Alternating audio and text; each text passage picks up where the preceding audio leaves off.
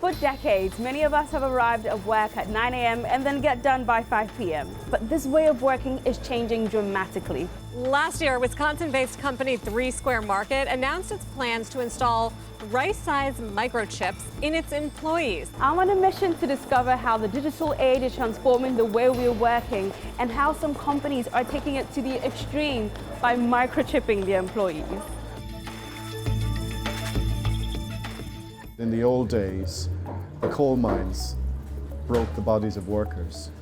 But today, the gig economy is breaking our minds. From the early factory jobs of the Industrial Revolution to the office-based jobs of today, workers have long been bound to an employer and a physical space, often for the entirety of their careers. But the nature of work is changing, and so is the workforce. Today's workers are more independent, entrepreneurial, tend to job hop, and want to work anywhere and anytime. Have you ever worked a 9-to-5 job?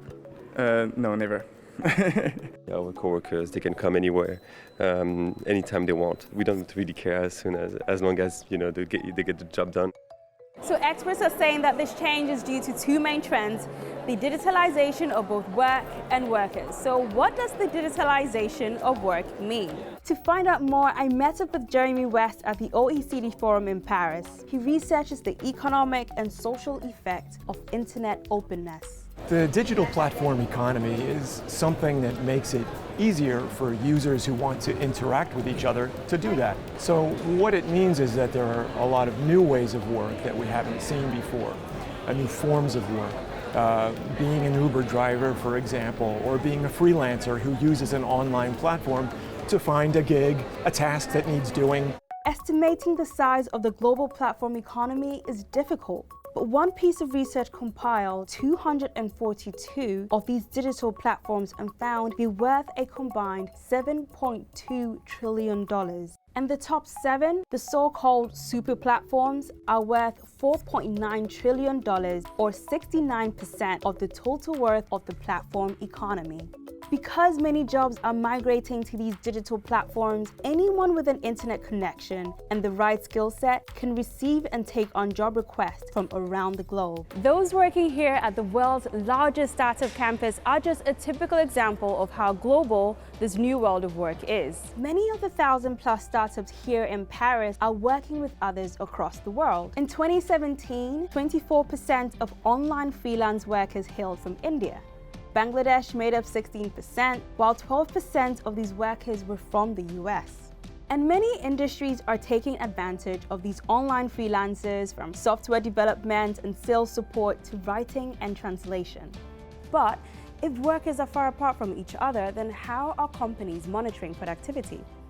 In a typical 9-to-5 office job, it's pretty easy for your boss to make sure you're working. But if you're working remotely, companies have to either trust that you're doing the task they're paying you for, or monitor you in a different way. That brings me to the second major change happening in the world of work, the digitalization of workers. So this means that they are being monitored digitally in order for companies to track their moods, their output, and their movement. Take Uber, for example. The ride-hailing company has been known to closely monitor drivers' working time, braking, and accelerating speeds and more to detect unsafe driving patterns. Surveillance can be a good thing. It's a bit like a knife. It can be used for good or it can be used for bad. This is James Farah. He's a former Uber driver who fought to access what data the company had on him. This is the GPS trace for every job that I've ever done. James was able to access this data because of the European Union's General Data Protection Regulation, or GDPR, a landmark piece of legislation passed back in 2018 to help consumers take control of their data. That same year, James founded a non-profit organization called Worker Info Exchange to help other workers on digital platforms access the data collected about them. What I've been doing through Worker Info Exchange is helping drivers access that data and then to be able to turn the tables and say, okay, now we understand how some people are getting work and how others are not, how some people are being paid properly and other people are not being paid properly. In a statement emailed to CNBC, Uber said that while its privacy team tries to provide data when requested, it is unable to do so under certain circumstances subject to GDPR. Tracking contractors through their smartphones, could just be the beginning. The experts I spoke to say microchipping could be next. I am freaked out by this, but I'm more curious than anything else. So let's go speak to the brains behind this new technology. Hiya. Hey, Nice to meet you. Come on in. Thank you. Biotech is a UK-based tech company that develops microchips as small as a pill, which can easily be inserted into our bodies to store data. Stephen Northam is the company's founder. He's showing me an X-ray image of the microchip inside his very own hand. So we imagine 10, 15 years sort of time, this could be very commonplace. Could you have one chip replace keys, money, passport, and then you just leave the house just with your hand?